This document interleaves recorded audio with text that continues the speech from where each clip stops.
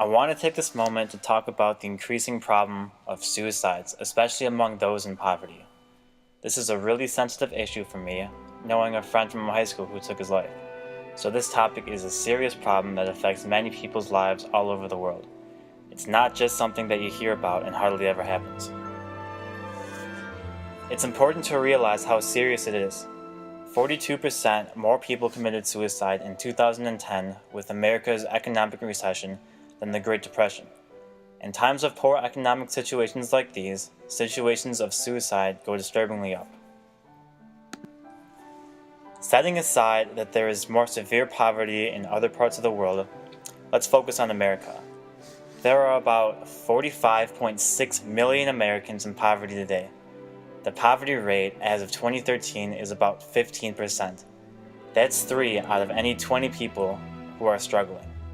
And 40% of all adults in America will experience poverty sometime in their lifetime. The good news is that for most Americans, poverty can be escaped.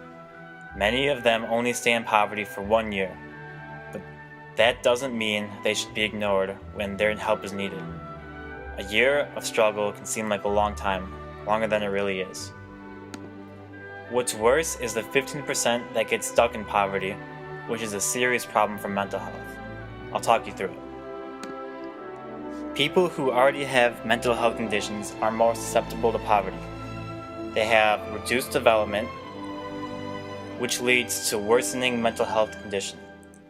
That means increased vulnerability, less education, and more susceptible to violence and abuse, which leads to even worsened mental health. This can make them sad, tired, and hopeless. Mental illness leading to poverty is called the social selection theory. Now, the social causation theory is where poverty can lead to mental illness and lead further into poverty. People in poverty can get mental illness from being depressed, from being unemployed, and have a low education level. Being in poverty, unless you get out, everything leads to a bad outcome. It can make someone lose their job, lead them to the use of drugs, or need psychological help.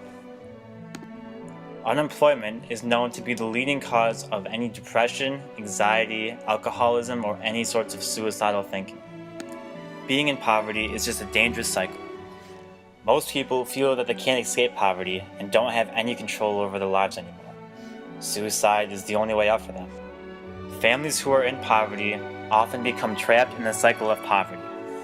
After 3 generations of being in poverty, the family doesn't have any ancestors left who pass down the social knowledge and skills to escape poverty. They don't have the resources, education, or money to get out. It can be impossible for some people to escape poverty. Being in poverty can also be the result of divorces and relationship problems. Single people are more vulnerable to suicidal thoughts. This is clearly a problem, and we as human beings need to find a way to solve it.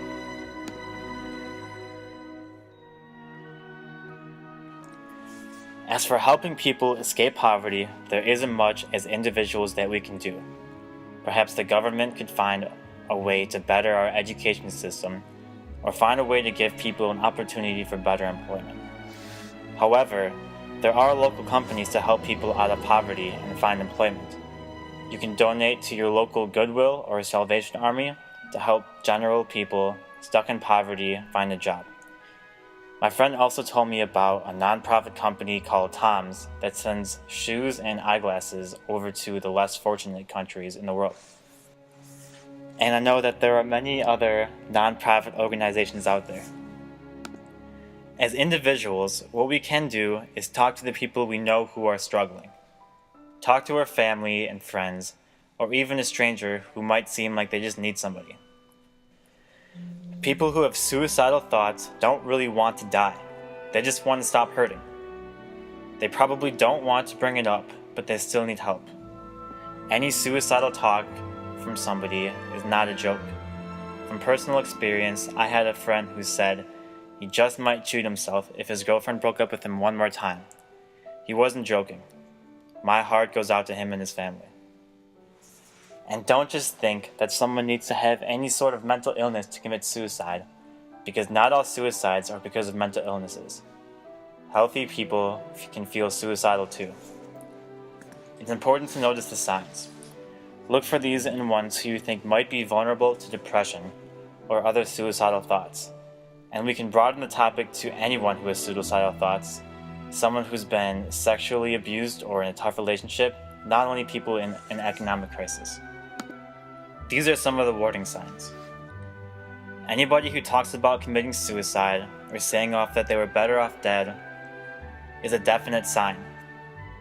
Also, noticing someone finding a weapon to commit suicide, feeling hopeless and depressed, saying goodbyes and writing letters, or have a sudden sense of calmness after being extremely depressed can be showing signs of being suicidal.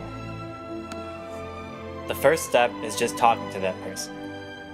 Tell them that you've been concerned about them lately and ask them how they're feeling. Tell them that you're there for them and that you want to help. Listen to them without judging, and don't try to fix them like there's something wrong with them. Try to be courteous and respectful of what they think. If you found out that they are having suicidal thought, it's important to find out how serious they really are about suicide. Do they have a specific plan? Do they have any weapons in possession? Or a time or place that they plan on doing it? Sometimes the care of a friend or family member alone can prevent someone from committing suicide. But other times, you might have to go seek more help, if it's professional or even somebody you trust. But you should never leave that person alone when you know that they need someone. All it takes is one person to change a life, and it could be you. Be proactive, take an interest in others' lives, and go out of your way. You could be the person to save their life. Somebody say